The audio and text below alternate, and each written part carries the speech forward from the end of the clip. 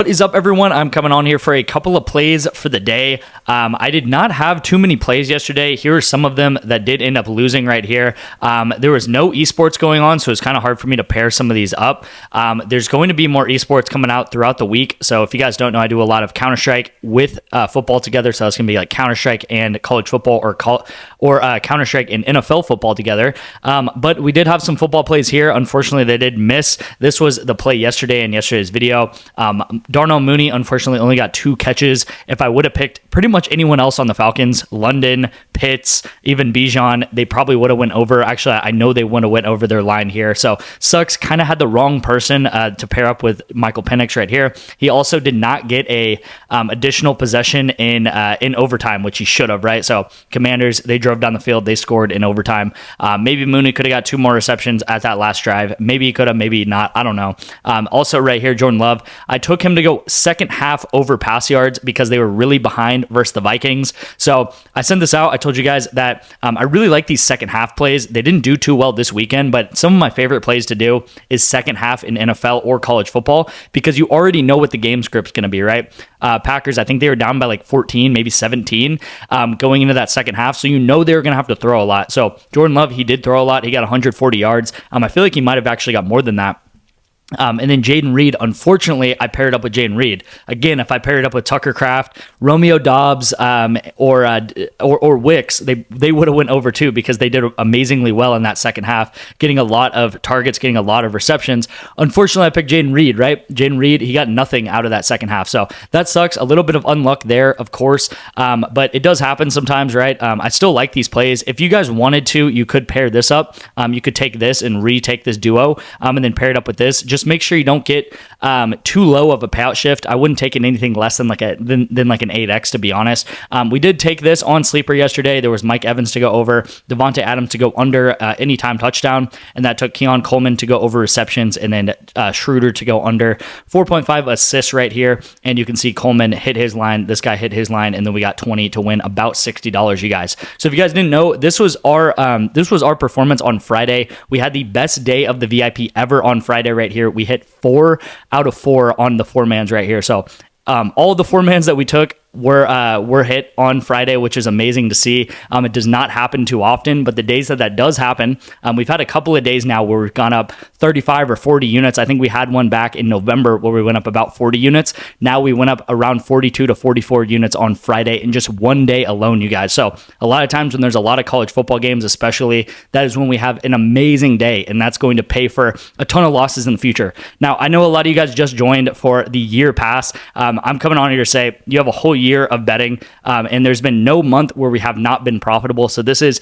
the past 6 months, about past 7 months now, graph of my VIP and the YouTube plays, and we're up 437 units. I just went ahead and updated this, so this is up to date right here. You can see over 2,000 bets. We're up 437 units. If you guys don't know what a unit is, it's how much you put on every single bet. So some of you guys put $5 as a unit, $10 as a unit, $20 as a unit. That is just how much you bet on every single play, right? So again, we had an insane day Friday, like pretty much in just amazing day Friday. I don't even know if we will ever be able to top that sort of day. And then the past 2 days, we've kind of come back to reality a little bit, but that is completely fine. That happens. That's part of betting, right? Sometimes you have amazing days. Sometimes you have not so good days, right? There's ups and downs in betting. I'm not going to come on here and tell you guys that every single day betting you're going to be up, right? And I say that on the winning days. I also say that on the losing days. So it happens, right? But those days that we do hit the 9x, the 10x, those are days where we really shoot up in profit here. You can see that's happened a lot here. Sometimes, we'll have little dips and then we always rise up, you guys. We always rise up. So again, if you join my year pass, and I did want to talk about that today, you will get full VIP access for 2025. I went ahead and I opened up 5 more spots. I do want as many people as possible to get into my 2025 pass because it's such a good deal. So if you come into here, this is going to be the first link in the description. Go ahead and put in code LOCKS right here. You can see once you click apply, code locks, and then click apply right here. That's going to bring it down to under $500 right here. So under $500 to get full VIP access for 2025. You can also use stuff like Klarna or Afterpay if you wanted to make that more of a monthly payment. That would be smart to do, honestly, because you can do the monthly payments. So as you're making money in the VIP, you can actually just pay that down too. So you can do that if you don't have $500 to put down all at once. I understand, but you can go ahead and use the Afterpay if you wanted to also. But again, this is an insane value, guys, because normally 2 months of my VIP, normally just 2 months is $500. So you're getting literally 12 months.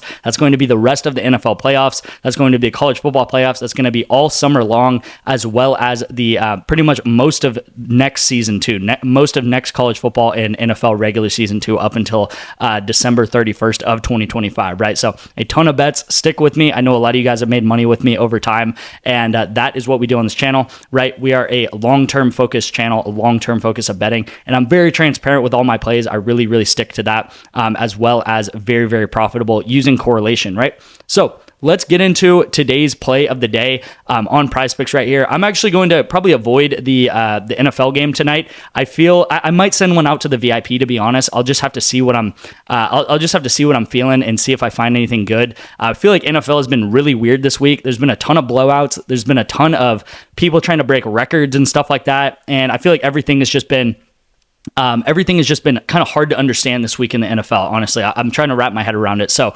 honestly, I don't know about tonight's game. We'll see. I think the Lions are obviously going to win, but again, by the Lions winning, I don't know if they're going to just try to blow the 49ers out of the water like 40-0, or if they're going to do what normal teams do and run the ball after they do that, right? It's kind of one of those weird time of years where you're trying to break records, you're trying to get people money and stuff like that, but you're also trying to conserve yourself for the playoffs. So it's kind of weird. Normally teams, they just kind of win the game. They try to win the game and that's it. Then they move on.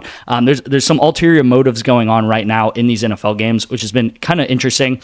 But one thing that is happening is there's college football all week, and college football has probably been our best sport this past 6 months. I mean, college football, taking the overs, taking the unders together, it's amazing to do because these teams, they're very one-dimensional, okay? Most NFL teams, they can run the ball, they can pass the ball, they can move the ball in different ways.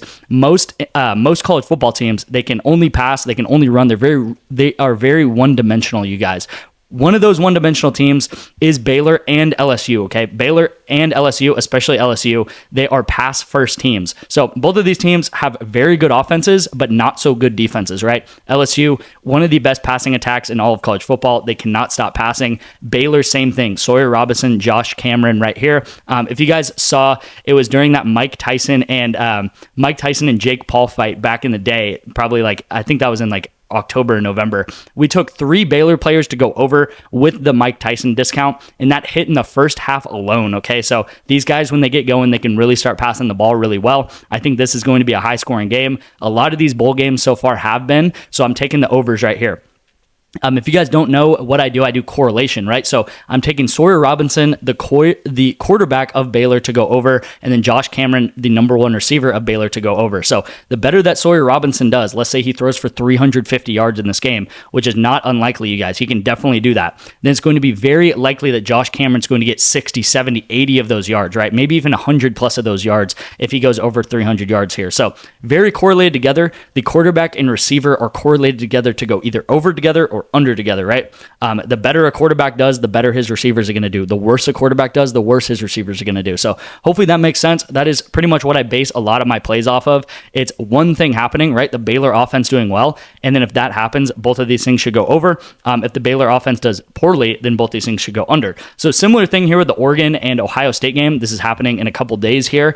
We do have Dylan Gabriel and Jordan James, right? So Dylan Gabriel, quarterback of Oregon, Jordan James of Oregon, the running back. He's a great pass catching running back. I think this line's too low for him. It should be probably in the mid 20s. And if Jordan James can get 3 or 4 pass attempts or pass catches, then he's definitely going to go over this receiving yard total right here. Again, the better Dylan Gabriel does, the more he's throwing, the more pass yards he's going to get, the more completions, and the more passes to Jordan James likely. So again, very correlated together. If Dylan Gabriel dumps off a pass to Jordan James, he goes for 30 yards in this game. That's going to instantly hit Jordan James' line, and it's going to give Dylan Gabriel 30 yards right here. Again, we saw this Oregon-Ohio State game happen in October, and it was a extremely close game. It came down to the wire. It actually came down to a couple of seconds left in the game.